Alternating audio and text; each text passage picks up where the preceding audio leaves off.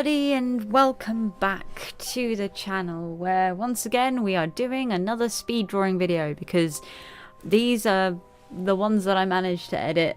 That sounds really lame, like I'm not trying hard enough. I really am. The problem is the stuff that I want to make and the stuff that I want to do always takes time, and during the week I don't have a lot of time, and over the last couple of weekends I've been either really busy or I've just like not been very well, so yeah, I've kind of had to try and make do. So we've got these, which is great because I forgot to mention on Ada video last time that of course she's also included in Dead by Daylight and is one of my favorite characters to play, even though it's really dumb that I play her because she has bright red outfits and most of the levels that doesn't work very well with. I had a couple of matches where like on the Eerie Peak or something, I think it's called, with the one for the artist, she just stands out like a sore thumb and I die nearly instantly. It's really awful, but I love her so much. She's like my favourite character. But that's getting kind of sidetracked because Wesker is also included in Dead by Daylight and is also the version of him that we're drawing in this drawing today, which is the Blighted version of him for from Dead by Daylight. During this time of year they kind of do a Halloween event, or is it earlier in the year? I can't remember. This is the Blighted skin we're drawing right now, and it's the evil creepy Wesker, and this was requested by my patron Andrew Riley, sorry, I forgot his surname for a second there. Thank you so much for requesting these art videos. I know that you really like them and you really like some of my other artwork videos, so once again thank you so much for watching. We're going to dive headfirst into some information of Wesker like normal, and I'm going to tell you what I think and feel about it. Let's go. Dr. Albert Wesker was born in 1960 and died in 2009. I would say spoiler alert, but most of us know that he's been dead for a while now. So he died at 49 years old.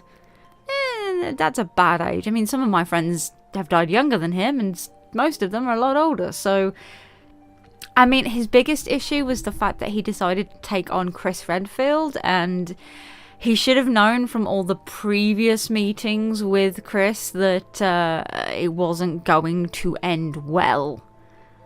But he didn't think that, so let's carry on. He was an accomplished virologist, notorious for his work with groups affiliated with the bioweapons black market. Even though originally he didn't really have anything to do with that, he was an Umbrella operative and also a police officer. I always found that really strange. Like, how can you be an accomplished like virologist? They take decades to kind of learn, and then you find out in Resident Evil 0 that he's like a genius level psychopath, which is kind of funny. He was originally one of the test subjects in Project W, who specialized in biotechnology and bioengineering. Wesker was an elite perfectionist individual of absolute coldness, always wearing deep black sunglasses that gave him an even more unapproachable air. As a senior researcher linked to the T-Virus project as early as 1978, he bore witness to and at times shaped Umbrella's BOW research. Yeah, he's kind of young to get into that field and get so celebrated in that field. So yeah, I feel, yes, he is very intelligent. He officially left the company soon after a stall in the Tyrant project and began work as a spy, leading to a career in the United States Army and eventually with stars as its captain.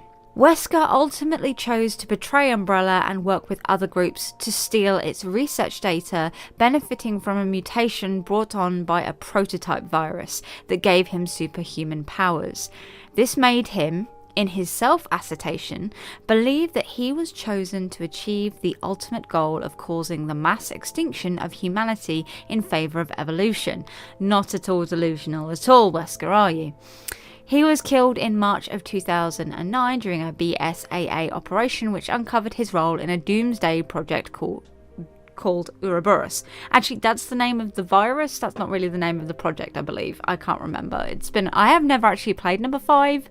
I played number 4 to death. I loved it. And it's only been very recently that I've played Resident Evil 0, Resident Evil 1, 2, and I'm currently playing through 3 live over on Twitch. Those videos will eventually make it to YouTube, but I have so much stream footage to kind of edit down. It's going to be a while. And I also kind of want to go back through my YouTube channel and get rid of some more videos, update some of them. Kind of going on a bit of a tangent, but creepypastas used to be a really big thing, and you used to be able to do a lot more with them than you can now.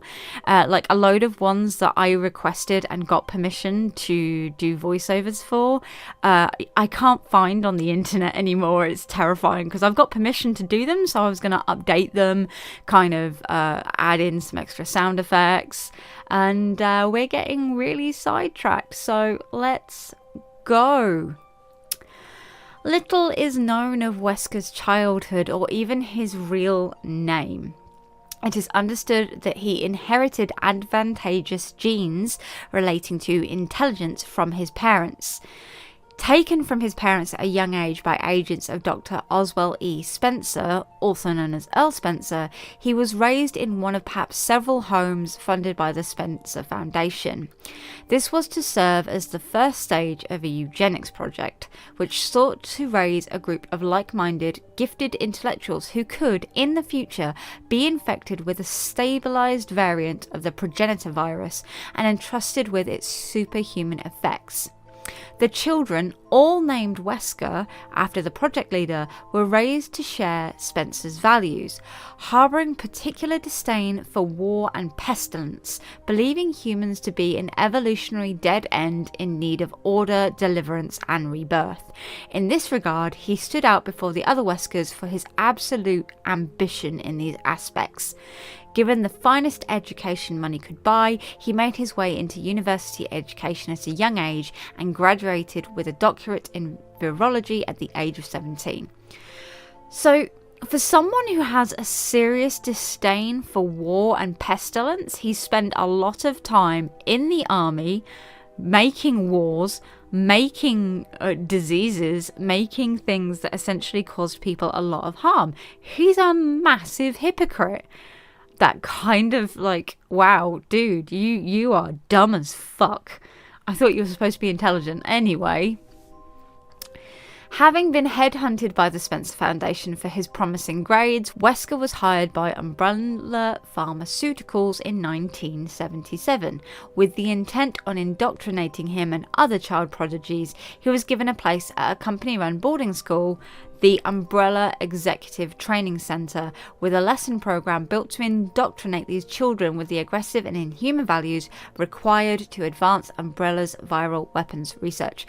So how could he be headhunted by a company that already knew he existed and already kind of had their eyes on him for this exact purpose? That doesn't make any sense at all. That's really confusing, really irritating, and really annoying to read. Like, it doesn't make, is it just me? But that doesn't make any sense.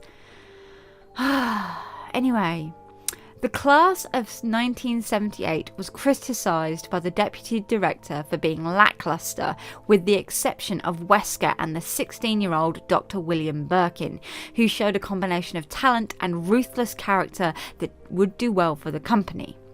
Dr. James Marcus, one of the co-founders of Umbrella Pharmaceuticals and the director of the facility, took great interest in Wesker and Birkin and earned their trust.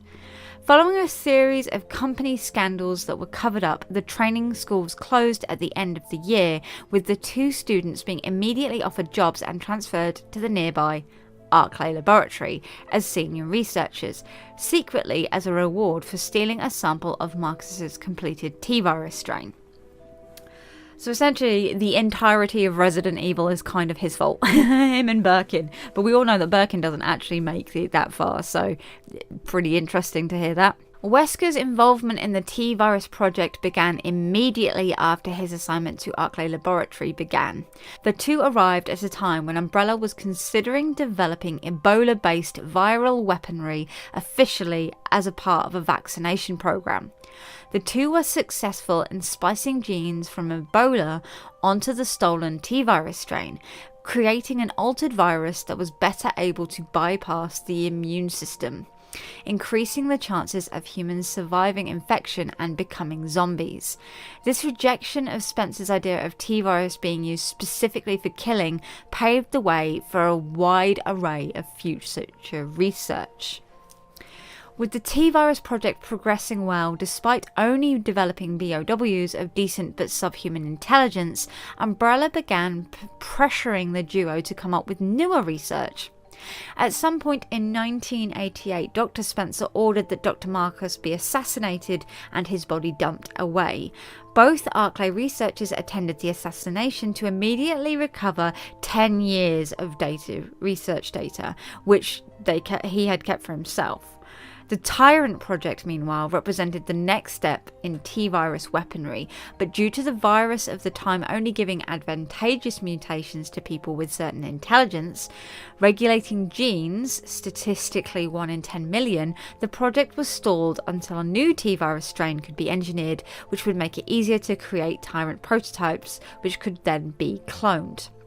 As a workaround, the two were able to get a favour from Dr. Spencer to obtain an intelligent BOW parasite engineered by Umbrella Europe. The parasite, dubbed the Nemesis Alpha, could solve the problem by hijacking a BOW's body and follow complex orders from trainers. The parasite was inserted into the body of a mutant human test subject, Lisa Trevor, to observe its reactions. When the parasite was killed by Trevor's immune system, this led to the discovery of the Golgotha virus and Dr. Birkin's transfer away from the facility to Nest. Wesker also decided to leave the laboratory behind, confused about Dr. Spencer's motives in approving and funding Golgotha, as it was already seen as a worthless bioweapon development. He took up employment with Intelligence Bureau to find answers, which is kind of where we see them at the beginning of Resident Evil 1. Obviously, it's a couple of years later. He's been through the army, he's been through the SEALs, he's earned a whole new set of skills, he's now a warrior more than anything else, and he's obviously going to betray Umbrella very, very soon. And that's where we are. On the side of things of Dead by Daylight, he's one of my favourite killers to play. He's a lot more fun than the Blight, because at least he can't bounce around the map and just win everything all the time. I don't like the Blight. It's like my lowest tier. I do not like. But Wesker's pretty fun, and most of the Weskers I've met have been pretty hilarious too. So, touch wood, that's pretty good. Anyway, once again, thank you so much for watching. I do hope that you have a good day.